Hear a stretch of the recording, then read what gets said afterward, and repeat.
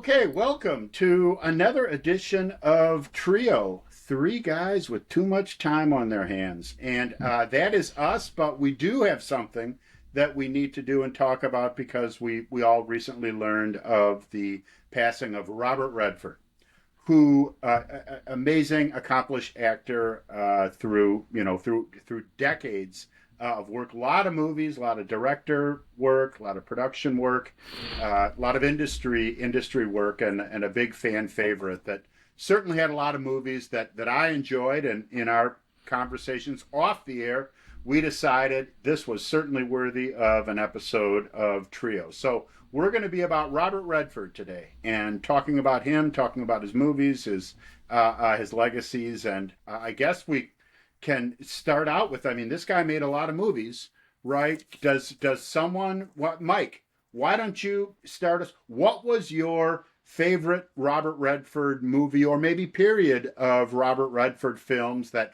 first popped to mind when you heard about the news of his passing? Well, for me, it's easy to answer that question. I mean, my favorite film that Robert Redford acted in was Jeremiah Johnson, and I think that it came at the front end. That was in 1972, and I think it came at the very beginning of what was his absolute best period, which was the 1970s. I mean, I think he had a number of appearances in films during the 1960s, some of which were relatively substantial. I think that in 1969, when Butch Cassidy and the Sundance Kid came out, I think that is the film that made him a big star. And he basically maintained that not just Hollywood star, but like marquee big star through the entirety of the 1970s and thereafter to some extent. But my favorite film, I mean, and it took me like 0 seconds to be able to answer that, is Jeremiah Johnson from 1972, and I think that his best period was during the 1970s. Well, now I am not surprised at all that Jeremiah Johnson was your favorite. You've always been a Jack London kind of guy. Those kind of stories have been appealing. I would possibly venture, though, even though that Robert Redford is a pretty solitary character in that movie, and the movie is primarily about him individually as a mountain man. I would argue that maybe the most memorable line in that movie was actually not spoken by Robert Redford. Do you know the line that I'm referring to? You may be talking about and I don't remember the character's name in the film, but the Will Gear character who inquired of Jeremiah upon their acquaintance. You know how to skin Grizz? Skin Grizz. Do you know how to skin Grizz? And then when he comes running down the hill, laughing with that bear behind him and stuff. I mean, what a great movie. I'll skin him fast as you can find him. Skin him, Pilgrim. I'll find you another. I mean, it was. Well, and there were some other, there were some, the Del Gue character. The guy that he encounters who's buried up to his neck in the desert. Yeah. I mean, that's a great character. And the whole scenario with him, he meets the crazy red-haired lady and ends up with Caleb, her son, and then he, through hijinks ends up with a Native American woman as his spouse, basically. I mean, I think that, and then there's some other characters in the film as well, but I think that the whole package is certainly part of the quality of the movie. But I also think it's, I agree, and the Will Gear character is incredibly memorable. But I think that Robert Redford's performance, along with the whole package, is just at the top of it. For me, it's at the top of the list. I think that it also is a great example of, I look at Robert Redford and his ability as an actor to show emotion through his facial expression and his eyes. I think he had very magical eyes. The ladies all seem to love his eyes as well. But he had a way of really demonstrating that there was a certain feeling or emotion. I think in Jeremiah Johnson, when he was kind of when he was kind of losing his cool early on before he'd figured out how to survive, and he was scooping through that river trying to get a fish, and he looks back up at that guy. Just the look on his face was desperation, right? That he had. There was a lot of it through there, but that I thought was a great example of a skill that he was able to lay out in a lot of his best movies. About he just had a way of looking like he meant it when he was saying lines, and I'm sure we'll get into some of the more memorable scenes on a lot of his movies, but he certainly was able to do it in Jeremiah Johnson. And just one other scene that I think from Jeremiah Johnson that sort of illustrates what you're saying. Later in the movie, after he and Caleb and his wife, I mean the Native American woman, they built their home, they're making a go of it, and he's trapping, and there's a beaver or something in the trap, and then his wife and Caleb are standing there looking, they smile, and he's looking back at him, and he just has this contented smile on his face, and it's the exact opposite of the desperation that you were describing from the earlier scene, and he just does it with his facial expression and his eyes. In any case, Jeremiah, because that movie required him to go from like this novice who had no idea what he was doing and what he was getting into, and then obviously as we progressed through the movie, he became a man of incredible competence and expertise in survival, and then be getting friends and being well known through the few people that you're going to encounter up there, and that Will Greer character saying, "You've done well, Pilgrim," and then contentment, ultimately as he finally found what I think he was looking for when he headed up into the Yukon in the first place, and that required a different look that he was able to. I think that was he was in the United States. He was in the Rocky Mountains. But not up in Canada. Right. So it was like, in the film, just as an aside, the movie was filmed entirely in Utah. Oh, really? In the Rocky Mountains. So that's probably where he went back to Utah quite a bit with his Sundance stuff, whatever. Probably acquired a love during that itself. I think that's true. Andrew, more thoughts about Jeremiah Johnson, or do you have another movie that you'd like to? That actually is my favorite Robert Redford film for a number of reasons, and most people, myself included, love stories where the main character grows as a person. Mm-hmm. And part of Jeremiah Johnson is you watch him go from tenderfoot to a guy who can survive literally anywhere. Mm-hmm. If you can survive there, you can survive anywhere.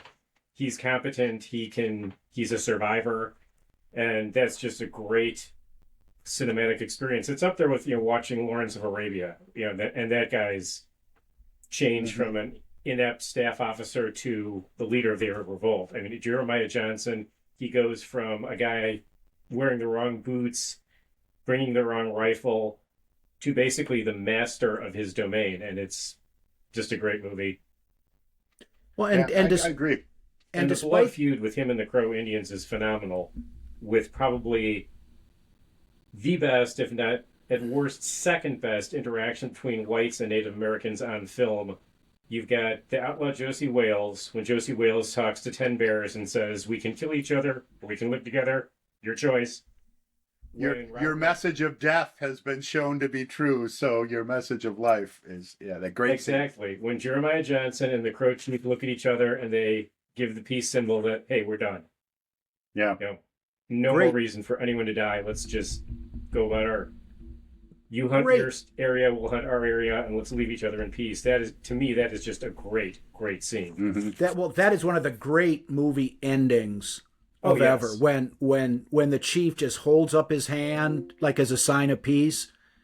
Great scene. And and through this whole process, I mean, despite the adversity that he faced from his fellow man, and not just the Native Americans, but when the soldiers and the minister come through and demand that he take them through the Crow burial ground, and just through all the adversity that he faces from his fellow man, he nevertheless maintains. I mean, obviously he's tough and he's capable and he's resilient, but there's very resilient. he maintains a level of honor and a level of kindness at his core throughout that whole process.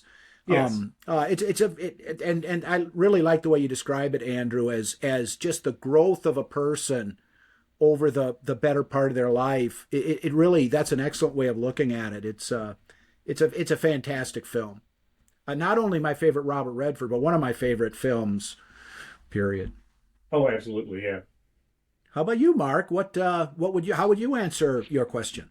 Well, I enjoyed the movie Jeremiah Johnson. I think it's a great movie. Kind of looking back, like when you've got the chance to study these things, I would say that the Jeremiah Johnson is probably his best movie.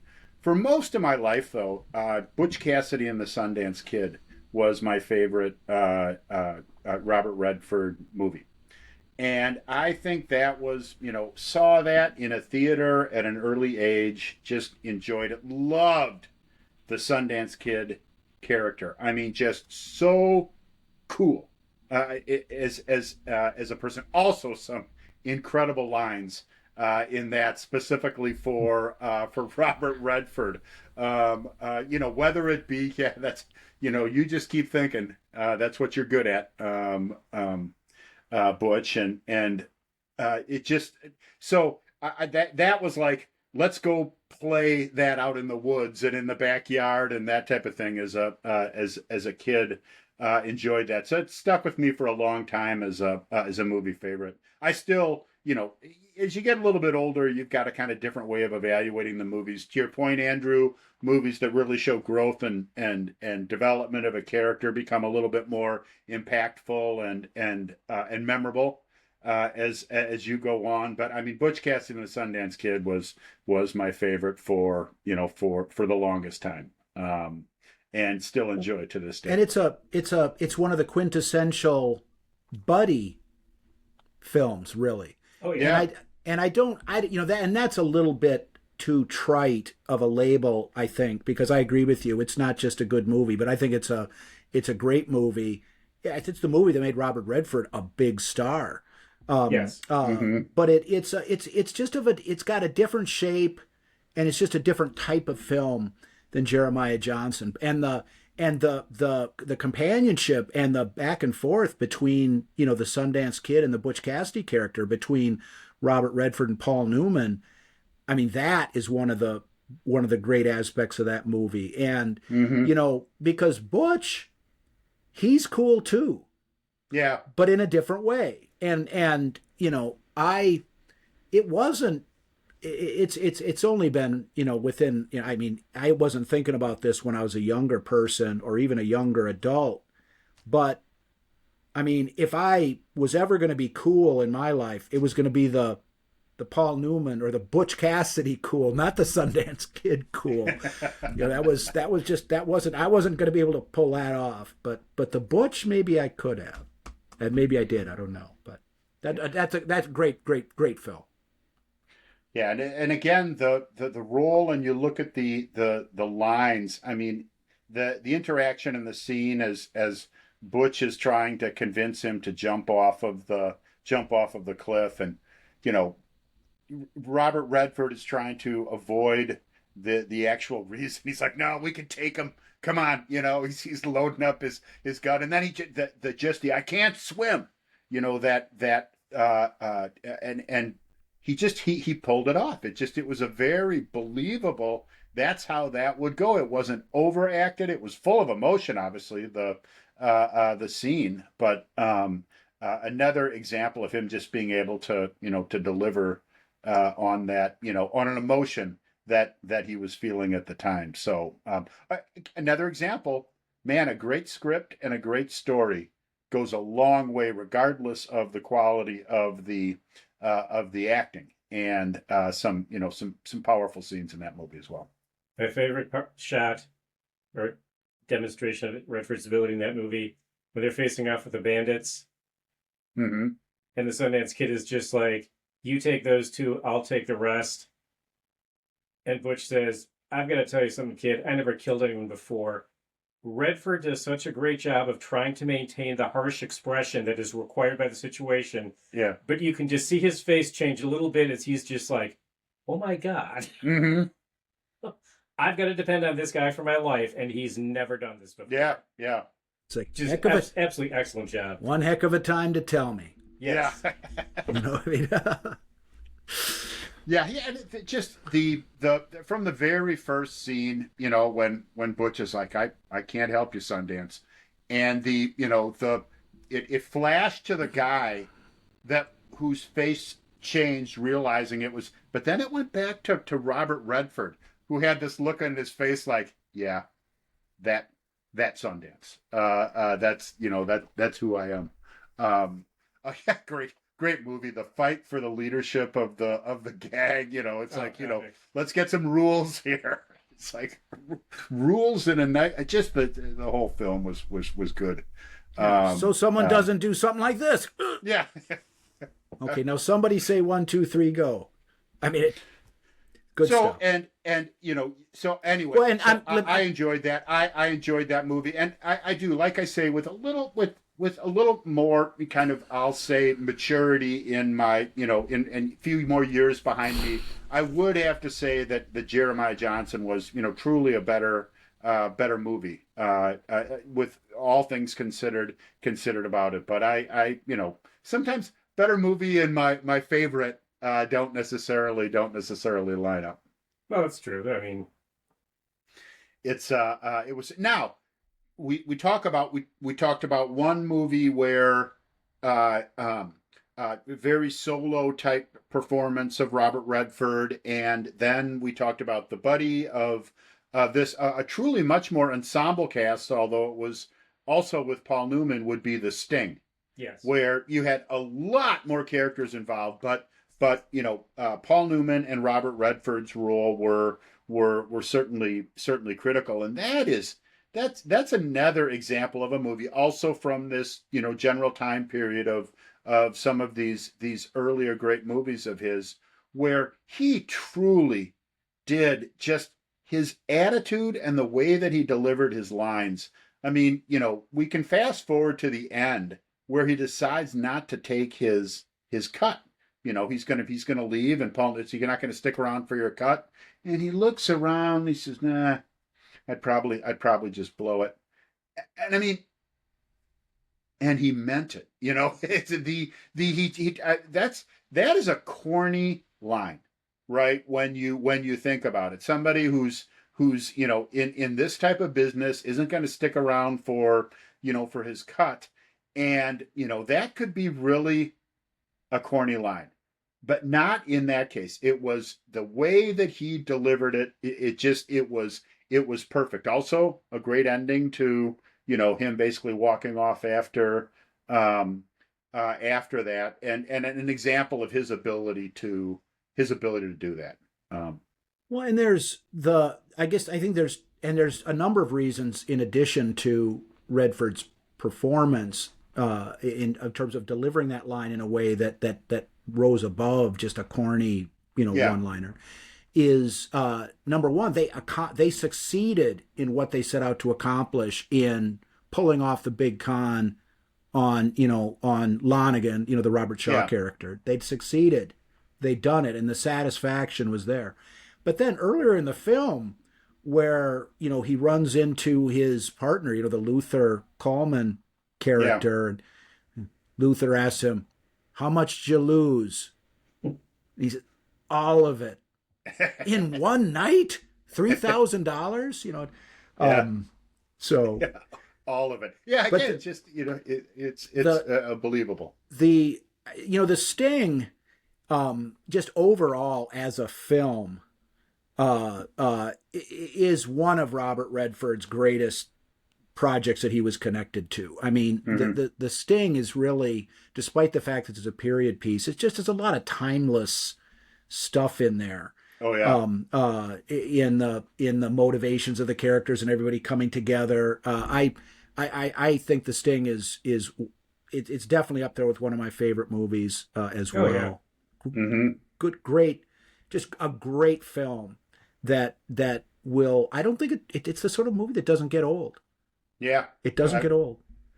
I'd agree. And one more line from that, also towards the end, that I really remember from Robert Redford, again pulling off very well, was kind of as the con had just been completed, and Paul Newman looks over and says, was it enough? And he's like, no, but it was awfully close. It's close. It was close. It was, and I mean the smile. It's like, but it was close, and the smile. The guy, just again another. It's a good line, right? And a good situation, but his ability to deliver that as a smile is coming over his face. It was excellent acting, along with someone who obviously was, had a very attractive look, a very, a leading man's type look, and but the quality of his acting was really on display. Well, in all the movies that we've talked about. He had to play two characters. He had to play Johnny Hooker, then he had to play the guy that Johnny Hooker was playing, and they were not the same person. Mm-hmm. So, I mean, he had to be in character in two different character mindsets, and he was very convincing as both. Yeah, I'd agree. One character who's kind of a fuck up, and another one that has to display a certain level of confidence, and yeah, you've got two different people there, even though it's the single character, which is, all these guys that are playing a kind. You saw a number of different sides of Paul Newman in that movie as well. Also some humorous lines from Paul Newman in that. I think the most memorable being, "Sorry I'm late." was taking a crap right when he walks into that poker game. Well, and that poker scene, the hook, where. Yeah. That is one of the great movie scenes. Yes. And Paul Newman's acting is primarily why, in my opinion. Well, the confrontation between Robert Shaw and Paul Newman, when he places the $500,000 bet, is just fantastic. Mm-hmm. Yeah, all you get out of Redford too is the reaction shot when it kind of looks like it's not going to go down. Mm-hmm. But that whole scene that's three actors at the top of their four. Yes, I'd agree. And again, not only that strength of a well-written script and a strong story, really just it certainly served all three of those very good actors, very solid actors, really well. So that's just kind of like, kind of three movies from, a similar time period of his career that, really just kind of landed well. Now, does anybody would people have the same answers as far as a particular role of Robert Redford's? Were there, obviously the movie Jeremiah Johnson was Robert Redford. I mean, the whole thing. Other ones were really good movies, but maybe not his best role. Does anybody have any other pretty powerful roles that Robert Redford may have taken part in? Well, I think that I think his best movie post 1980 is Out of Africa. Mm-hmm. And I think that's there's a number of reasons why that film is, I think, one of his better performances. It's a Sidney Pollack film, who also directed Jeremiah Johnson and a number of other films that Robert Redford has been in. It was sort of a big, good old Hollywood epic. Meryl Streep, Robert Redford, a bunch of other characters, exotic location, the historic, whole, and a relationship that, that between, a very romantic as opposed to conventional type relationship, And so I say romantic with a, I don't know whether it's a bit with a capital R, Mm-hmm. a romantic relationship rather than a conventional relationship. And he was able to play himself in the same way that he was able to play himself as Jeremiah Johnson. Even though the Mm-hmm. characters were very different, the movies are very different. The time, the whole shebang. But that sort of the tension between independence and relationships with other people, because that was the character Yeah. in Out of Africa. He I think he genuinely loved the Baroness, the Yeah. Meryl Streep character, but he valued his independence just a little bit more. Yes. Yes. And there was the degree more was I mean they were close enough. And that's the tension in that, and that's a fairly simplistic way of describing it, but I mean that's the bottom line. Their relationship, it was sort of, when he was in the mood, it was just what the doctor ordered. When he wanted to be away and off by himself, well, you'll get over it and you'll still be here when I get back. Yeah.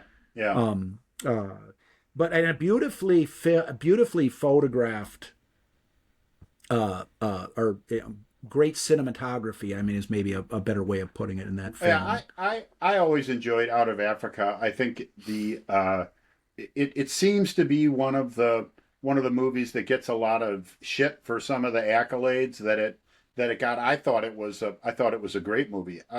I thought it, if you look at the characters, Robert Redford's characters, I mean, that kind of was the Jeremiah Johnson character towards the end, when he knew what was going on. He was he was a trusted, knowledgeable person, in that whole African scene. He had the expertise, he had the competence, he knew what he was doing, he knew where he wanted to go, where he wanted to be, and what he wanted to be doing. I think the difference is that the environment in Out of Africa, where they were provided him the ability to have all these friends and business associates and partners and activities, whereas in Jeremiah Johnson, if he would just be lonely if he didn't have someone that he could be close to. He eventually did find that he wanted to have a wife and that type of thing, where he had everything he needed in Out of Africa. And I think just also a very well acted movie. What did you think Out of Africa, Andrew? I liked it. I would not choose that as my great role other than Jeremiah Johnson film. Mm-hmm. I would have to go with two films. I love The Great Waldo Pepper, Mm-hmm. and that was a great role for Robert Redford. He was perfect for that role, especially in the beginning where he was kind of the smiling, happy-go-lucky, kind of ladies' man type persona. Mm-hmm. And then at the end of the movie, he really doesn't have anything left. Yeah. He's screwed up. He's been involved in a couple of fatal incidents. He can't fly anymore. And all of a sudden, he is confronted with basically an honorable death. Mm-hmm. And he chooses to take it. And Redford plays both sides of that character perfectly. Mm-hmm. The scene where he's talking to Ernst Kessler, and they both understand, while we're both at rock bottom, Mm-hmm. and we're wondering which one of us is the best pilot in the world. Mm-hmm. Why don't we find out? And they don't have to say that. They just both understand it. I love that movie, and I think it's a great performance by Redford. And then my other loner role for him was Downhill Racer, 1969. He kind of epitomized the difference between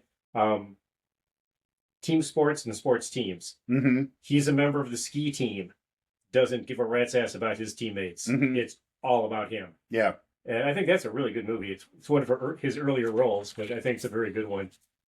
I haven't seen Downhill Racer. I recommend it. And it's maybe a good juncture to talk about his early roles, because I think that Butch Cassidy is where kind of the Robert Redford character, so to speak, not that they're all the same, but just maybe persona is a better word. The Robert Redford persona had yet to come into play. And there were he had some interesting roles. Robert Redford did in the '60s, before Butch Cassidy, and I mean, he was the movie Barefoot in the Park. Yeah. Was a very successful movie and kind of put him on the map a little bit more so than he'd been, even though it was nothing the like lead in that. Jane Fonda. Thank you. Yeah. But I say it's a rom-com. No offense to Robert, but yeah. Well, and that's, I mean, I wouldn't point to that as one of Robert Redford's more interesting roles, but he made a couple of movies.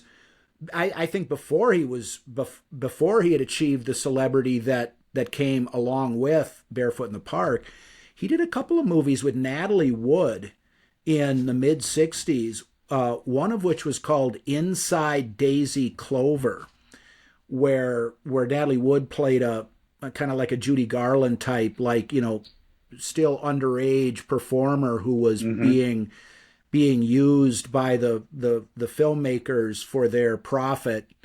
And he played an interesting character who it's not quite clear if he's not bisexual. And then another, I would not number this as one of his best roles or one of the best movies that he was in, but a very interesting movie. And I believe the first time he worked with Sidney Pollack was a film with Natalie Wood called This Property is Condemned, which is based on a Tennessee Williams play. And the Natalie Wood character in that is, I mean, Tennessee Williams on steroids, and whatnot. And so, and if you watch those movies, and even if you watch, including Barefoot in the Park, they just come from a different time period. When you watch Butch Cassidy and the Sundance Kid, that's like a '70s movie. More so than a '60s movie, and it definitely just has a different, the cinematography, just the way that the narrative lays out. It just is a different than some of these other '60s films that Robert Redford was in. And it sounds like Downhill Racer. Do you know what year that came out, Andrew? 1969. 69. So okay, he's right on that cusp between his initial films in the '60s and then kind of on the threshold along with Butch Cassidy to the '70s and the success that was going to bring him and the films that he was in. But before we move out of the '60s, an interesting note: the movie The Graduate, starring Dustin Hoffman and Anne Bancroft.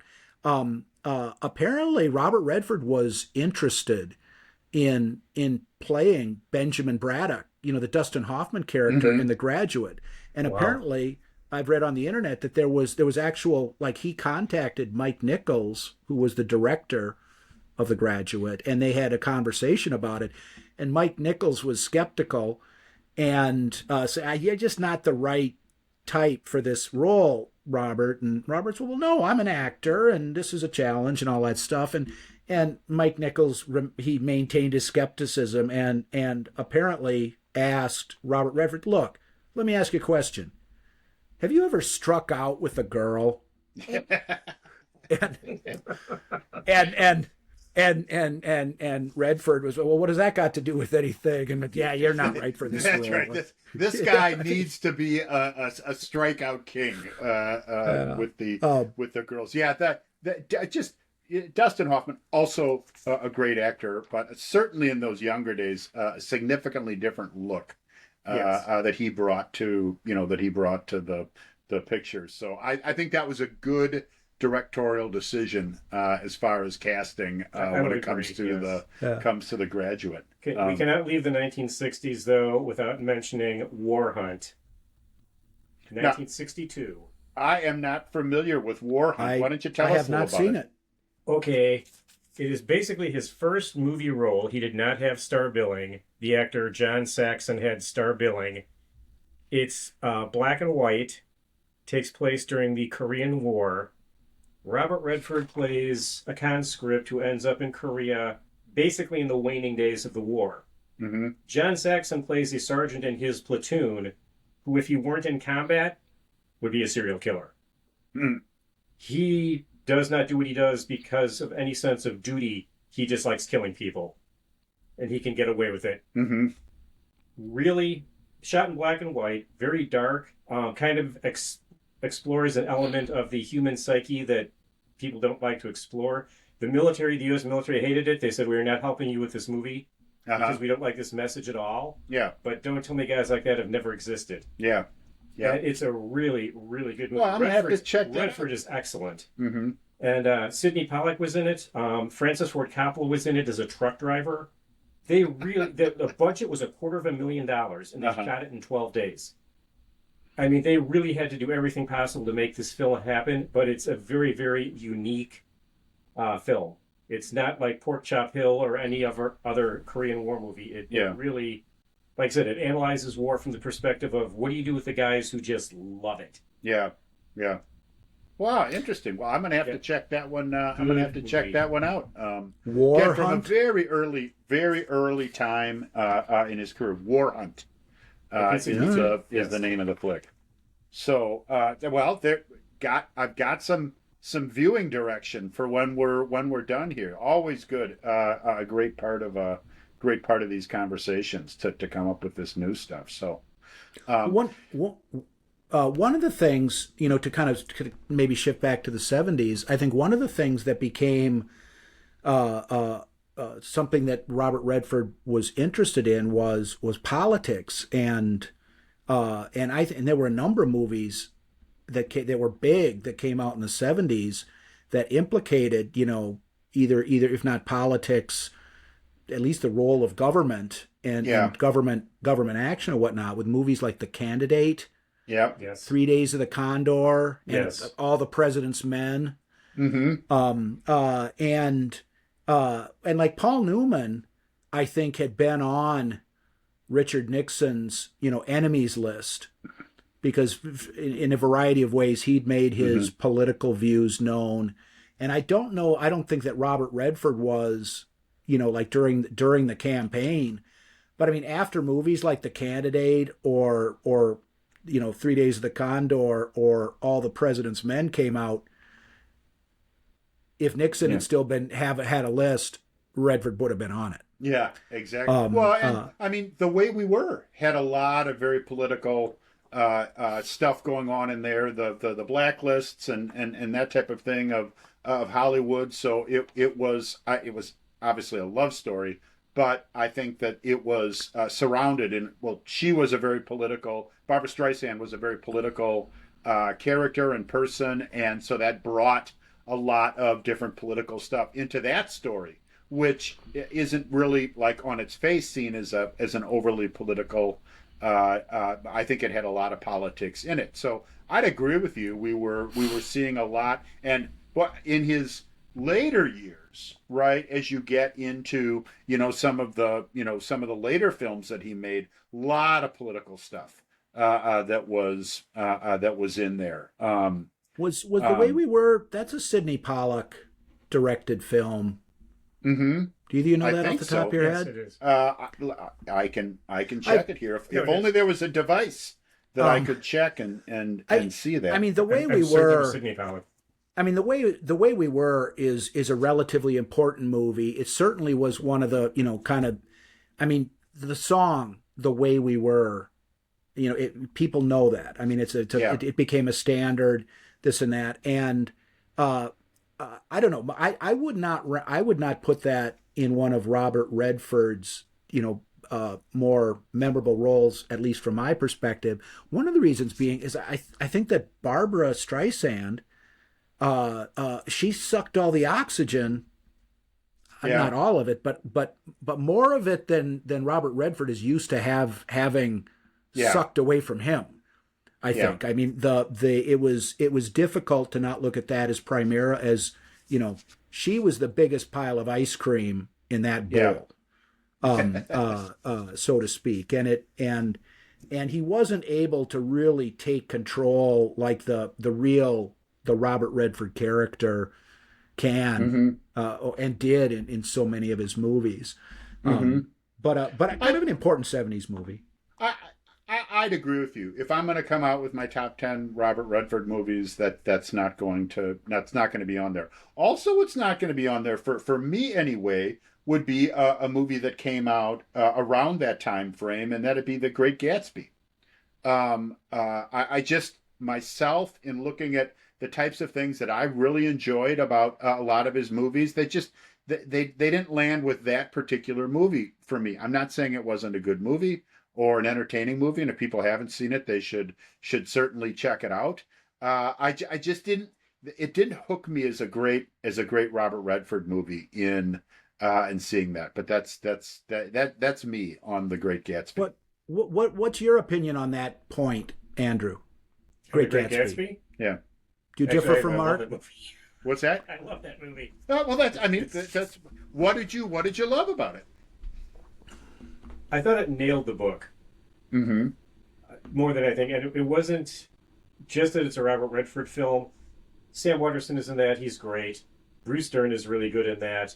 I mean, the whole supporting cast, you've got Mia Farrow and, work with me, Karen Black. Just, great period piece. I mean, it really captures the essence of the book. Not an upbeat film. If you're familiar with the ending. No spoilers if you're not. But, I mean, I think I respect it more for just absolutely nailing the book than anything else. And I love a good period piece. I always have.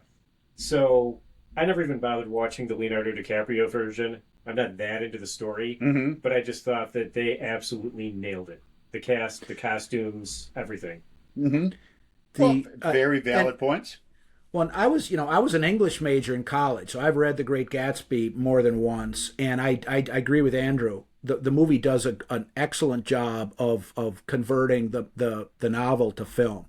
Yeah. And kind of like used to happen. I mean, the Great Gatsby was written in, I think, 1925. And, the novels that were written in that days, there was more layers of character than or I shouldn't say more. There were layers of character and the way that stories were told. Nick Carraway, the character, the Sam Waterston character from the movie, that's whose perspective the film is told through, and then there's a whole the relationship with the Mia Farrow character, and I can't remember the character's name. Daisy Buchanan, the love interest, and then her husband, and blah blah blah. And there's just it's a good movie, but it's not necessarily a great Robert Redford movie in the same way that some of these other films that we've been talking about is. And don't get me wrong, I think it's a very good movie. I mean, we're talking about a lot of movies here. I can find 10 other movies in his list that I would put in front of that, right? Would make my top 10 list for Robert Redford. Yeah, so I think that all three of us are of a more or less like mind. Yeah. About that, and kind of like the way we were. It just big movies from the 70s, important, blah blah blah, but not just if we're in the Robert Redford lane, that's not that's not quite in the same lane. Yeah. Now, and it doesn't necessarily have to be like the big starring role either. I see a role that was a Robert Redford role, but he wasn't the biggest star in the movie, and that would be the movie A Bridge Too Far. Well, that's an ensemble performance. That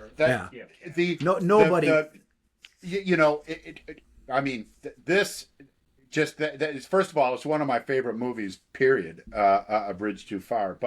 But his role, which was, it was an important part of the entire plot of the movie. Yes. The what he had to do and the mission that he was put in charge of. But I mean, fantastic. He did a great job. Obviously that was a long movie. There was a lot going on. If you look at his percentage of actual performance in the movie, it wasn't great, but really memorable, well-delivered line.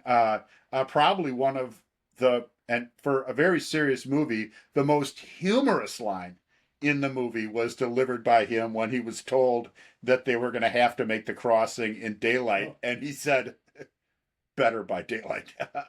Which, again, the look on his face, the emotion, like this, okay, this general is serious. I'm going to have to do this in the daytime, not the nighttime.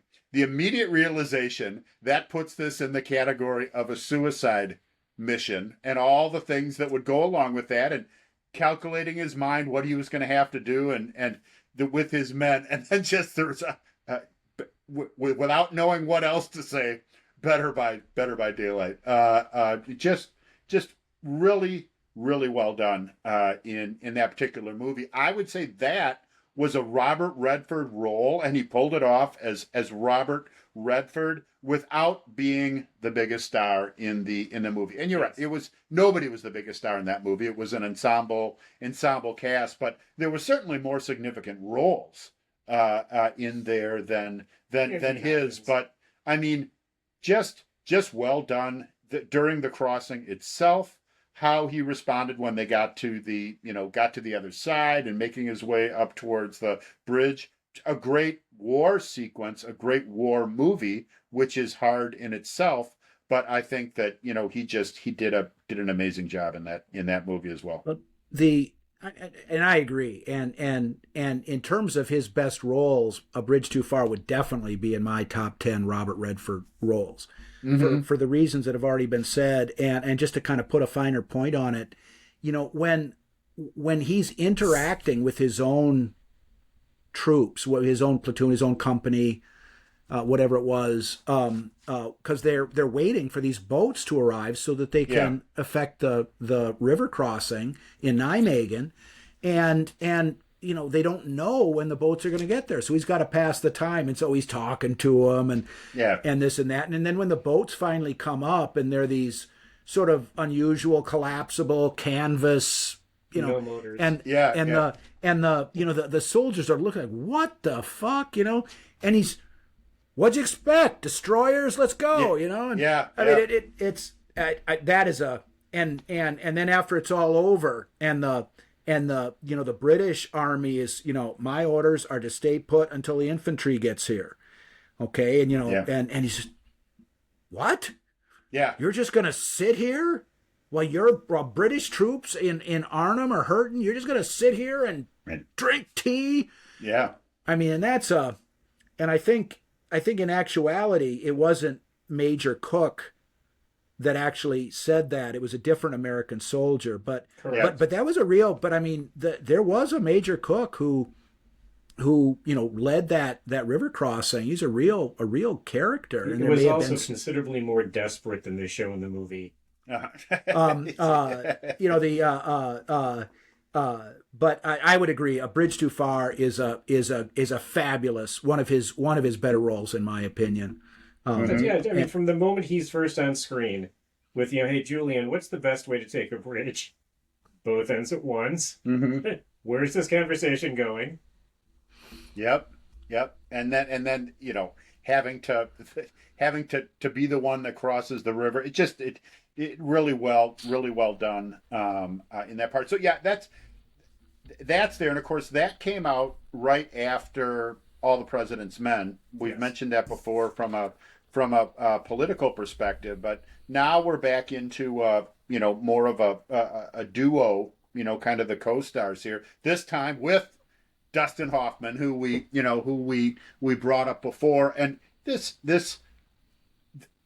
was a great movie, and I think that Robert Redford's role in it was, again, this ability to, a lot of just looks on his face, right? When they're sitting there and Dustin Hoffman is and the two of them, one of them's on the phone and they're trying to communicate with each other without actually talking so the other person can hear him, and just the looks on Robert Redford's face, kind of like, we got to get him to say this, or surprise at what the editor was instructing him to do. Just so much without even any dialogue. that Redford was able to communicate in this movie. And I can really think of a number of scenes where he did that. You know, they were kind of chasing the story. They didn't know where it was going to go, and it got more and more serious. You could see the realization in their face of how big this was going to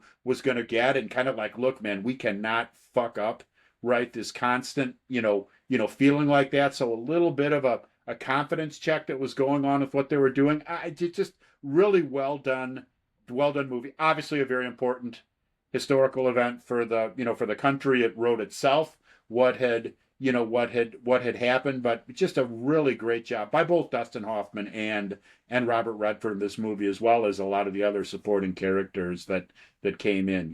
They nailed this one as well. Well, the way that go ahead, Andrew. Go on. No, I was going to say, I don't want this to get me thrown off the show, but I always think of All the President's Men really as a docudrama.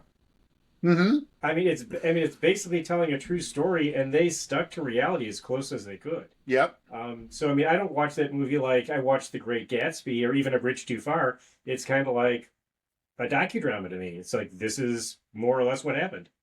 I'd agree. So what ends up happening, and I think in a movie like that, is you don't have so much like flexibility with the director to say, how do we want this to look, right? Because how that question has been answered. We want it to look like it would have looked in actuality, right? How can we get this, photographs the time and whatever. So you're talking about a different type of strength that has to come out to make a good movie. I'd agree with you. They were really working to make it as close as possible, and a number of the characters in the movie were cast because they looked somewhat similar to the real people in life and that kind of thing. So interesting movie, and obviously had its own challenges in making it.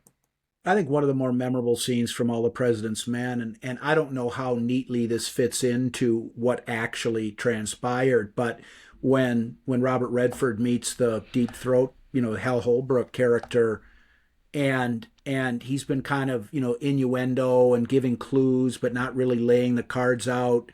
And Robert Redford just says, "Hey, look, you're kind of coming at us with this moral high ground and whatnot, but you haven't given a shit. No, if you're, kind of like, if you're gonna fish, great. Otherwise, just quit wasting our time." I mean, and I'm not even paraphrasing. I'm just sort of spitballing. But you recall the scene I'm talking about, where absolutely he confronts the person, said, if our objective here is to reveal the truth, then let's hear it. Yeah. Tell me what you know. Maybe if you stop fucking around, we can get to know each other. Kind of thing. Yeah. But it's kind of in the politics realm, I think it's fair to characterize another of Robert Redford's movies, and I think this was 1980. This was kind of right around the time that he started to move into directing. But the movie Brubaker. I was gonna be getting there soon. That's a great movie. I think it's and like I say, if that's 1980. I've already said I think that the 1970s were the heyday of Robert Redford. I continue to believe that, but that kind of one of the bookends of that era, in my opinion, where he, a person who kind of takes a moral stand, almost knowing he has little or no chance of ultimate success, but keeps at it. Well, I saw that movie. I was in the service, stationed at White Sands Missile Range, and I had just gotten HBO installed in my barracks room. And this is back when you could get cable. Cable cost $10, and having HBO added on cost $10 more. So $20 a month for cable and HBO. And I was excited about having it. Had a couple people over, and we watched, where it's like, I've got this, let's watch some movies. So we watched the movie Brubaker was on HBO, so we saw that. The next movie was a movie called Times Square, which that not as great and memorable a movie as anything that Robert Redford did, but still sticks with me because that was a pretty fun and drunken night, to be honest. but Brubaker was the movie that we started off with. And we're talking about a room full of, a barracks room full of a bunch of guys drinking a lot of beer, and all of us walked out of there thinking great movie. And just the way it started out, and when he finally announces, I need to speak to the warden because I'm the new warden, was just kind of a stunning turn of events, because I didn't know anything about the movie. We turned on HBO, and what was on is what we checked out. I had no idea that was going to happen. And if I'd have just read a quick synopsis of the movie, I would have known that Robert Redford was supposed to be the warden. So I mean, I went into the thing truly cold about what was going to happen. So it was well done in the movie about the way that they transitioned, and I think it was a great movie and a really great role for Robert Redford. Again, I will go back to what I feel was one of his great strengths: his non-dialogue, the looks on his face as he was observing things that were going on. As when he was basically an undercover inmate there, were fantastic, because he wasn't going to say anything aside from, "Hey, are you okay?" or whatever. He was in observation mode, and the looks on his face as he was taking all this in about what life was actually like. Again, one of what I feel has always been his strengths, his ability to convey just through his expression about what he's feeling and what's going on. I thought was fantastic. A big part of this movie, also a very interesting story, interesting script, and a well done movie. The I mean, and 1980s is a significant year because that's when his the first film where he was the director came out, and I would say that it remains his best film as a director, Ordinary People. I mean, just a fabulous movie. I mean, like Best Picture. Yeah.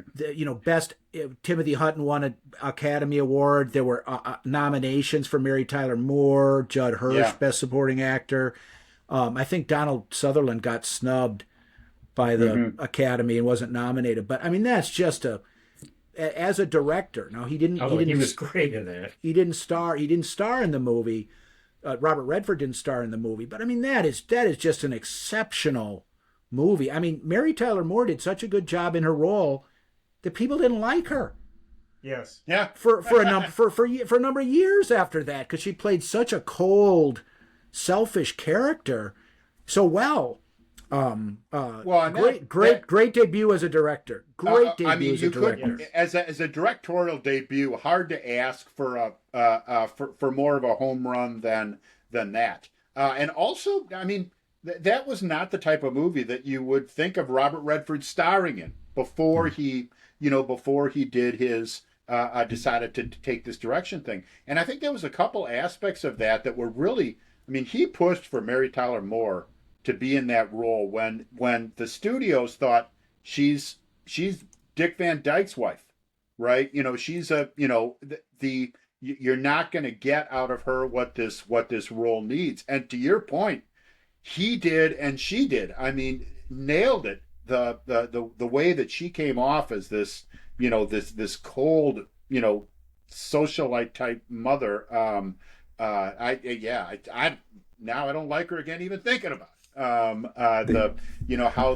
How they came out, but that movie became a very important movie as far as the conversation about people with mental health issues and that type of thing, which I think people are more than used to today, but back then they were not, right? I mean, a family would never, in that time period, that late 70s, early 80s, the idea if one of their kids needed counseling or whatever, that is something nobody would have been talking about. We don't think of that now, 45 years later, because I think it's just more mainstream, the idea that more people should get help than are getting it. But back then, that was a taboo type subject. So just taking on the movie to direct was a bold move. And the scene where Conrad's last meeting with Dr. Berger, the Judd Hirsch character, where he's able to, he kind of has a moment of clarity there, whatever you want to call it. Mm-hmm. I mean, that is one of my favorite scenes from any movie ever. Mm-hmm. And so I just and after he didn't direct another movie until 1988. So that was 8 years later, and that was the Milagro Beanfield War. And then 4 years later, he directed A River Runs Through It, with Brad Pitt and Tom Skerritt, and that's a fabulous movie. But the Milagro Beanfield War did not get as much notoriety as either Ordinary People or A River Runs Through It. But and I don't know if either of you have seen it, but I have not. I've seen it. I might have seen it with you in Madison. We might have did one of our Rent 5 movies or that type of thing, and we watched it on the black and white television we had in our apartment in Madison. I think that was when I saw it. Well, there are 3 of my favorite movie lines from the Milagro Beanfield War, and I'll not to belabor the point, but the first one is, you can't use food stamps to buy bullets. Yeah. The second one is that there's Emmett Walsh plays the governor of New Mexico, and there's a real estate developer, and the controversy involves a development that this developer wants to do in somewhere in New Mexico, and things start to go south for the development, and the developer calls the governor, played by Emmett Walsh, and Emmett Walsh is like, it's the governor is calling the developer, and Emmett Walsh calls this guy like, hey, this and that, and blah blah blah, and then there's a pause, and he goes, the governor, yeah, how you doing? And the way that Emmett Walsh says, how you doing? Oh, governor, how you doing? Yeah, how you doing? That's been said a few times. How you doing? And then the third, perhaps my favorite, is one of the characters is a lawyer in this community in New Mexico, played by the actor John Hurd, and his name is Charlie Bloom. Mm-hmm. And one of the female characters is played by Sonia Braga. And she looks at him, and the context isn't as important, but she looks at him and says, face it, Bloom, you're just not up to it. And I can tell you, heart? that line has just stuck with me for, because there's times when it wasn't said to me where someone could have. But and then A River Runs Through It, which is also it's a novella. I mean, that is a high quality film, period. And so he directed a bunch of others after that. But I mean, those first 3 movies he directed, all 3 of them, in my opinion, just incredibly substantial quality films. Well, I think the Milagro Beanfield War, that was clearly a situation where he said, he probably, especially after Ordinary People, could have had his pick of scripts and stories and that type of thing to direct. He was a star in his own right. He clearly had relationships and connections with the studios, his success under Ordinary People. And I think he wanted to make a movie that was a little more meaningful, or, maybe a movie that's about something that more people should think is important. As opposed to a movie that he knew was going to be a blockbuster, which the Milagro Beanfield War was never going to be some big blockbuster. Just the name itself was not going to get it there. But that clearly wasn't his intention, and it wasn't a blockbuster. I mean, a lot of people haven't seen it. Even, I mean, Andrew, if you haven't, and you you've seen a lot of movies, and it is, but I think he wanted to make a movie about something he thought was important, and maybe more people should know. So clearly a decision on that point, and then maybe he went back to A River Runs Through It on something that could make a little bit more money, right, along the way for his next choice. I mentioned that A River Runs Through It is based pretty closely on a novella by Norman MacLean, who was a literature professor at the University of Chicago and didn't start writing until he was or actually publishing his writing until he was in his 70s. Mm-hmm. And one of his stories was A River Runs Through It. And the Milagro Beanfield War is based on a novel that comes from a trilogy of novels by an author named John Nichols that wasn't, like a, popular fiction, but, literary, English department types would have been aware of it. Mm-hmm. So he looked to it was the material underlying his film. And the Ordinary People was a novel. Mm-hmm. Written by Judith Guest, who was from Edina, Minnesota, I learned when I was attending the University of Minnesota. And so he looked, all three of those movies came from relatively well-regarded fiction that had been written not necessarily with a movie in mind. Yeah, I'd agree. So this wasn't some Hollywood screenwriter, like a Paul Schrader or William Goldman type Hollywood screenwriter, mm-hmm. Dalton Trumbo, Mankiewicz, that kind of. These were movies that were based on a more literary source material. Mm-hmm. Well, and again, in this, as we're taking a look at kind of how the time period rolls for, fitting that into his career with other things that were going on. I just do want to go back. I mean, we skipped over like The Electric Horseman, which I don't think was an overly memorable movie myself. As far as he was doing, he did though after Brubaker do The Natural, yes, which I think was a fantastic movie. A great movie about the sport of baseball and some of the romance of that, and this baseball hero, and a good personal story as well about a person who kind of gets lost in his life and trying to come back and get what he always knew that he should have been great at, being a baseball player. So that's a fantastic movie. The Natural was a good movie, and also a good Robert Redford performance. Yes. And that was based on a novel by Bernard Malamud called The Natural, and basically the same story. Not as happy an ending in the book, but that's another one. That's based on literature, mm-hmm. rather than just a Hollywood screenwriter trying to come up with something that's going to look good on the screen.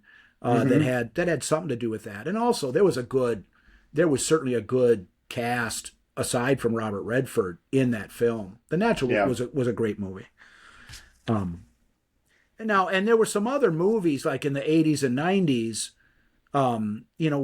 where they just weren't up to that standard. I mean, stuff like Legal Eagles and Sneakers and Indecent Proposal. Sneakers was a very entertaining movie. It was not a great movie, right? But in fact, I just saw Sneakers the other night.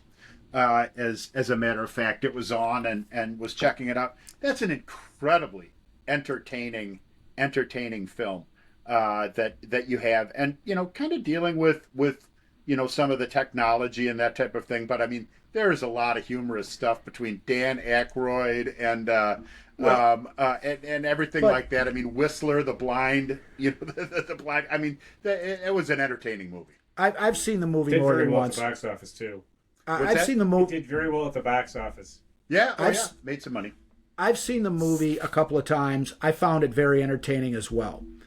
But do you take issue with my basic position that it is on a different level than some of these top tier Robert Redford films we're talking about, such as Butch Cassidy or Jeremiah Johnson or The Sting, I would, or I would 3 Days of the Condor. also not in the top 10. I think it's a significantly better movie, say, than Legal Eagles or the Electric Horseman, or some of these other ones. I'd put it more in a middle tier than that. Another movie that he made around that time, which I don't think was, is the movie Havana, which I think it was a very interesting movie. It wasn't his best work, I don't think, as an actor.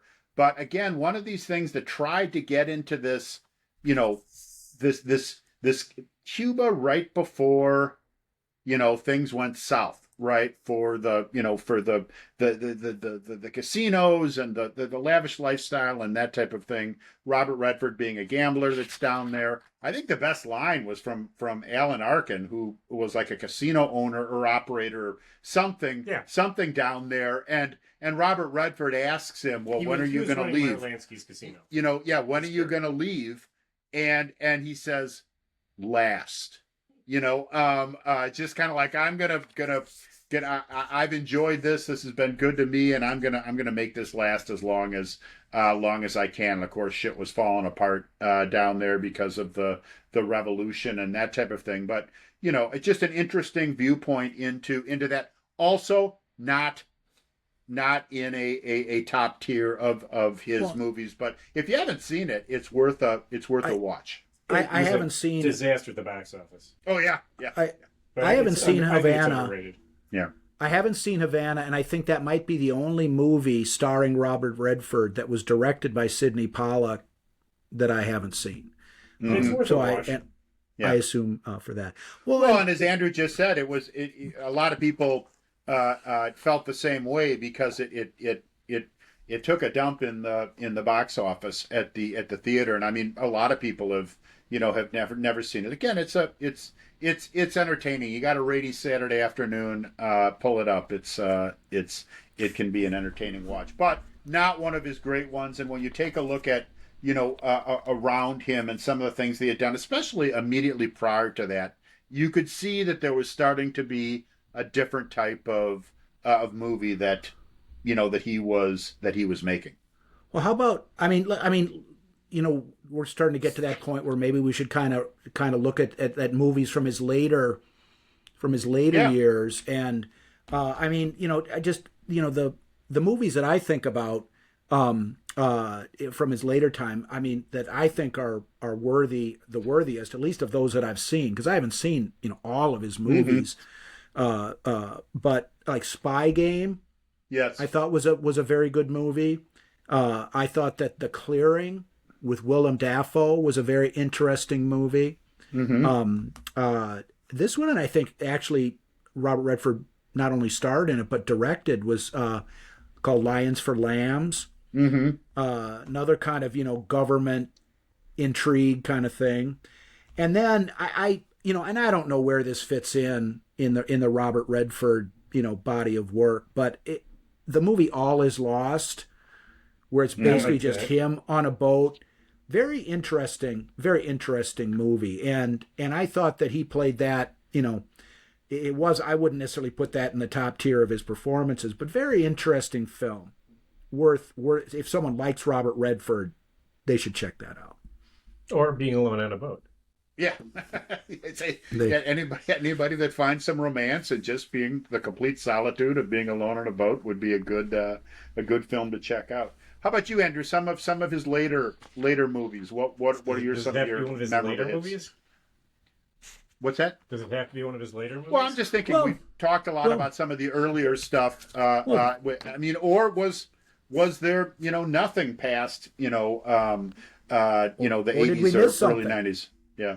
Well, I'm just going to say, and this is on my top 10 Robert Redford list, is The Hot Rock, 1972 comedy, kind of a heist movie. It stars him and George Segal. I think it's a great movie, really funny, very well done, kind of a lighthearted movie. He plays a kind of a ne'er-do-well character. He's a professional thief who can't quite get his act together. And George Segal is his brother-in-law who won't let him go straight because he's got nothing else but stealing. Just I thought it was a very clever movie. Well, awesome. And Redford's character is very understated.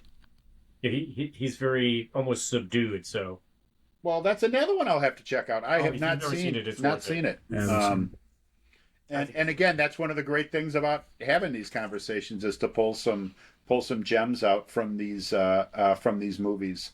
I thought the movie again in the newer movies, The Last Castle was Oh yeah.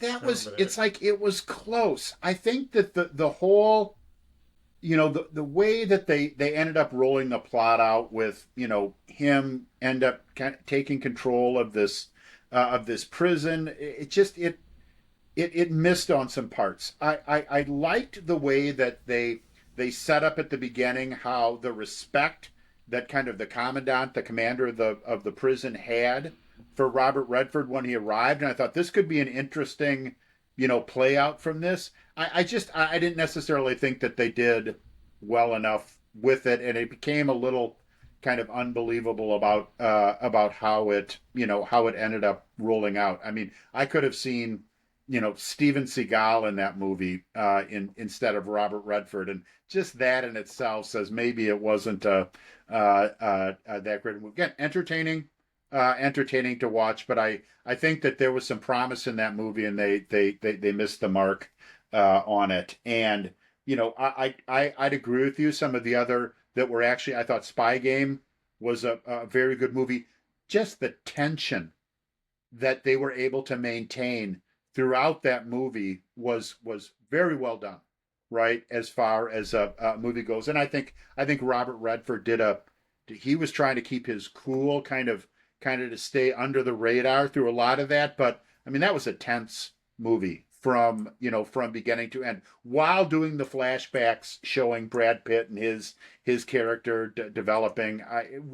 A very well done movie. I would say when you start to get into what we call his later movies, kind of the last really good movie that was in there. Because I mean, I saw the Old Man and the Gun, for example, which was a much more recent.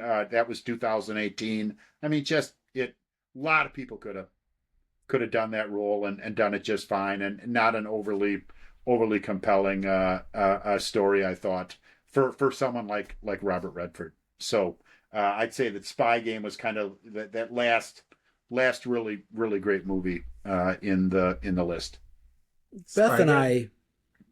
Beth and I watched Our Souls at Night, which is with Jane Fonda.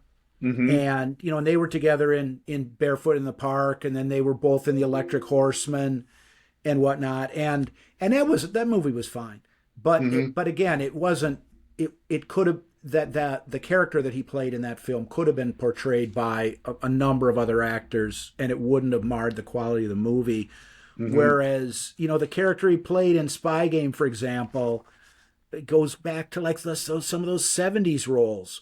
Yeah. Where it was just Robert Redford. I mean, and you can't imagine books like The Sting, Butch Cassidy, Jeremiah Johnson. Those movies wouldn't work. Like a redo of those, they wouldn't work for me. And then you get and then after he started directing films, we had movies like The Natural and Out of Africa, and some of these that do Spy Game or whatever. But as each decade went by after the 70s, the characters that he played were less quintessentially Robert Redford. Mm-hmm. Yes. And that's not to say that they're not worth watching or they're not good movies, but I mean, I will plant my flag on the proposition that starting with Butch Cassidy in 1969 through Brubaker in 1980, that is the heyday of Robert Redford. Oh, absolutely. In my humble opinion. I'd agree. So, I mean, I guess to conclude, one of the things that, us older guys that have too much time on our hands, our experience with Robert Redford, we grew up with Robert Redford movies. We grew up with him being one of the top stars of Hollywood. So you get all the, the press and and attention and that type of thing. Now, our kids or, eventually our grandkids coming up are not going to have had that. So what kind of guidance for someone who enjoys movies but hasn't had that same type of thing? What are some of the, what is a tip or two that you'd point to look, if you want to experience some Robert Redford, here's what to do and why. And I guess I'll start and I'll say I would center on those early movies that you talked about, Mike, kind of those early that, let's look at Jeremiah Johnson, let's look at Butch Cassidy and the Sundance Kid, and The Sting. And my guidance would be pay attention to the expression on his face that I have brought up multiple times. It's one of the things I truly feel that he just excelled at as an actor. He had the Hollywood face, but he could make it be convincing to people that that is what someone feeling that would look like. So that would be my guidance. Pay attention to his expressions and his face, and focus on those early movies. Mike, any type of guidance for a young movie lover? Those are the same three movies that I would suggest. Mm-hmm. I mean, and I think any of the movies that we've mentioned that were, in his heydays, movies from the 70s, some of the stuff from the earlier in the 80s, like The Natural, Out of Africa, and whatnot, are all worthwhile. But if you really, the real meat, the biggest bang for your buck, if you're looking for just pure Robert Redford, are those three films. I agree with you. Any last thoughts, Andrew, or guidance for movie lovers out there about Robert Redford? Well, if someone were to say to me, I've never seen a movie with Robert Redford, I'd say that means you've never seen A Bridge Too Far, so this conversation is over. I can't overstress, you got to see War Hunt. Not only is it his first film role, but is it just such a weird, creepy war movie. Got to see Jeremiah Johnson. Uh-huh. You kind of have to see Butch Cassidy and the Sundance Kid. I'm going to say see The Great Waldo Pepper. I really love that movie, and it's got fabulous flying sequences. Well, I appreciate you bringing some of the movies that may not have been, as famous and as blockbusters into the conversation. I'm certainly going to be watching a couple of these that I haven't seen that you brought up. So I really appreciate that that type of info coming in, because always on the lookout, especially for some older good movies to check out. I think that The Great Waldo Pepper was directed by George Roy Hill. Yes. Who directed both Butch Cassidy and The Sting. Mm-hmm. But I think, and here's why I'm going to, and because I've seen The Great Waldo Pepper, and it wasn't that long ago. And I agree with Andrew. It's an excellent film as far as it goes. But the life of the Great Waldo Pepper, and the focus on the flying and the, kind of putting on a show and whatnot, just the scope of the film is a little narrower in terms of just what it's addressing than either of the movies that either of the three, the Jeremiah Johnson, Butch Cassidy, and The Sting. And and then you get movies like All the President's Men, or 3 Days of the Condor, or Brubaker, or The Natural, or Out of Africa. Some of the ones that I kind of focus on. Mm-hmm. And I don't think that The Great Waldo Pepper, just as a film, is quite as potent. But it's a great movie, and it's a good. Entertaining. Oh no! Well, no, I'm not knocking it, but I'm just kind of putting it. I'm kind of it's entertainment. 3 Days of the Condor is intense. Yeah. That's true. That's true. Well, and I guess I'll take intensity over pure entertainment. I guess that's my personal taste, but it's definitely worth watching. And it I think that in the end comes down to what are you looking to get from watching a movie, And there are times when, certainly in my life, I'm looking for mindless entertainment. There's times when I'm looking for an incredible visual experience. There's times when I want to get something more substantive, that I can kind of get my arms around or whatever. And Robert Redford certainly has a lot of those, from the great landscape photography and in cinematography in Out of Africa, to the very intense personal stories that he has, more serious topics that he's taken on. He certainly has done a lot of different types of things. So maybe the answer to that question is, depends on what you're looking for today. Yeah. And if there is, then Robert Redford has got a movie that will meet that need. So if you haven't seen a lot of those, they're certainly there. Any last thoughts, guys, before we wrap up? Robert Redford's actual work, the films that he starred in and the films that he directed, justify the acclaim and the popularity and the regard that he has. I mean, there was substance in his work. It wasn't just entertainment and box office. He wasn't just another pretty face. Those are. I mean, and hey, there is nothing wrong with entertainment. And Wait, and did watching. not mention Quiz Show?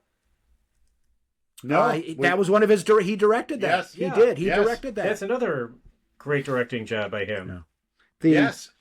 And was that done in black and white? Color. It was color. Okay. Yeah. I was going to say, boy, that can make it even more of a challenge. So yes, we haven't even gotten around to really dive into all these things. And I would agree with you, Mike. I mean, this, the notion that this guy did some serious work, some very solid and memorable work, and he does deserve the acclaim that he has, and that he did have a very pretty face, right? But he was not just another pretty face in the Hollywood game. Well, like you said, he had something for everybody.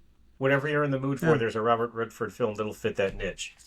Exactly. And so we'd advise that if you're looking for the next flick, pulling one off the shelf, a Robert Redford flick will be time well spent. So, guys, a great topic.